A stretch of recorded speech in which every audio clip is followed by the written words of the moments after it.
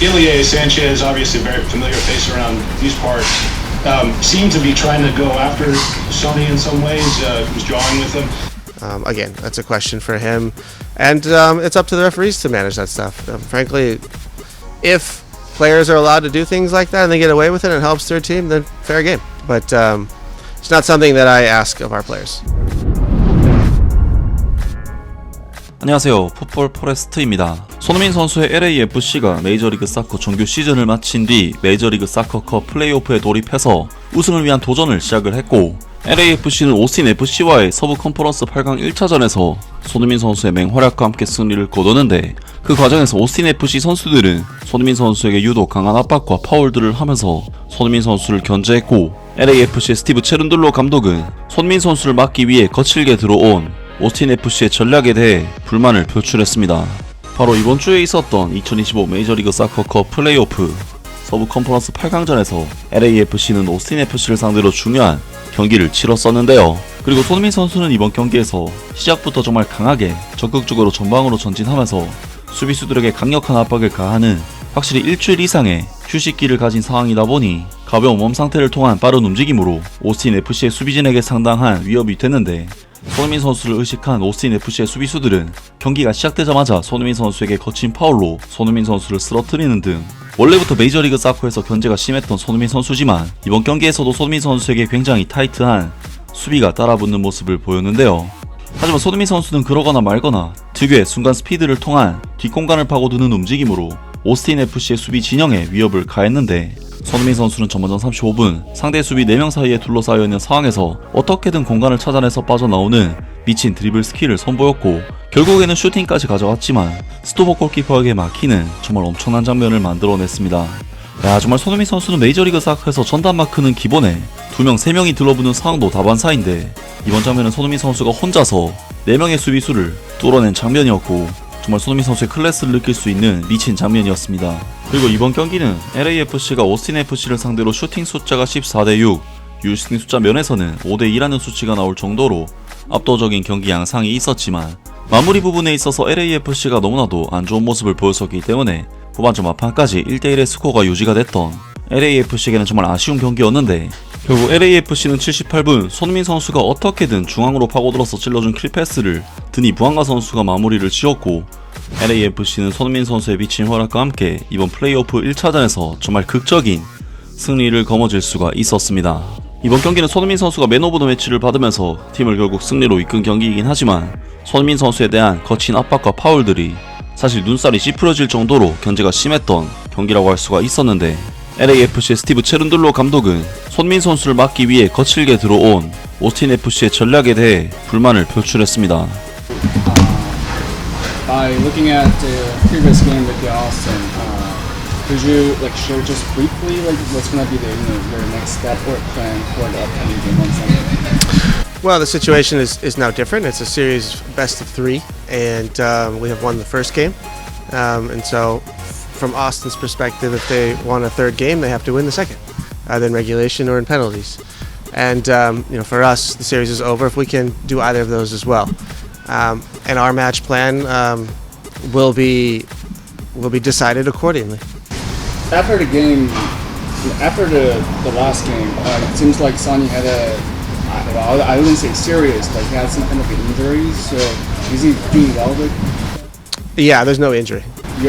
What is your next step or plan to utilize Boanga and Sonny here in the coming game? Would it be similar that we've seen on the last game? It can be, yeah. We have a full roster right now, meaning we have a lot of players who didn't see the field who could have very well started for us. But each game is different. Each game has its own story. We decide our starting 11 according to the moment in time where we're at, and we take everything into consideration before we make a decision. And part of that decision making is it's playoffs, it's a series, it's against a team who have particular strengths in certain areas, weaknesses in other areas, and these are all the factors that go into our decision making process. And we will do the same today and find the best solution possible for LAFC to win a game in Austin. So, even though we won the game on Wednesday, people are talking about the people think that there might be an issue with the defense line of the team. So, what's your thought on that? I don't really comment on what people say. I'm not even sure what that means. Who are we talking about specifically? Certainly nobody on my staff, certainly nobody on my team. I think if you look at the stats, look at the first half in particular, 0.0 xg, no shots on goal, no shots period.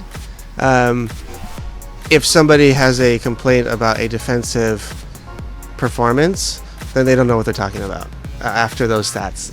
It just doesn't line up. And so I love that people talk about LAFC. I love that people are passionate about our club and the way that we play. And I love the conversation around it. But I am very clear-minded about who we are and what we can be. Last one for me. You addressed the start of game one. You called it ridiculous and it's not called for. Ilya Sanchez, obviously a very familiar face around these parts, seemed to be trying to go after Sonny in some ways. Was jawing with him. Is that typical of Ilya based on your experience with him? Did you see him as just being a competitor in that, or what did you see from his actions and how did you take them? It's really a question for him. But yeah, of course, it's something. It's something that he's trying to achieve. There are other ways to do it other than straight out the kickoff. So I mean, it's obviously premeditated and it's very clear. But why and what the outcome was supposed to be, you just have to ask Ilya that. Not something that I saw from him here, nor did we ever ask him to do that. Again, that's a question for him, and it's up to the referees to manage that stuff. Frankly, if players are allowed to do things like that and they get away with it and it helps their team, then fair game. But it's not something that I ask of our players. So, in your post-match comments, you mentioned that being not happy with some too big defending.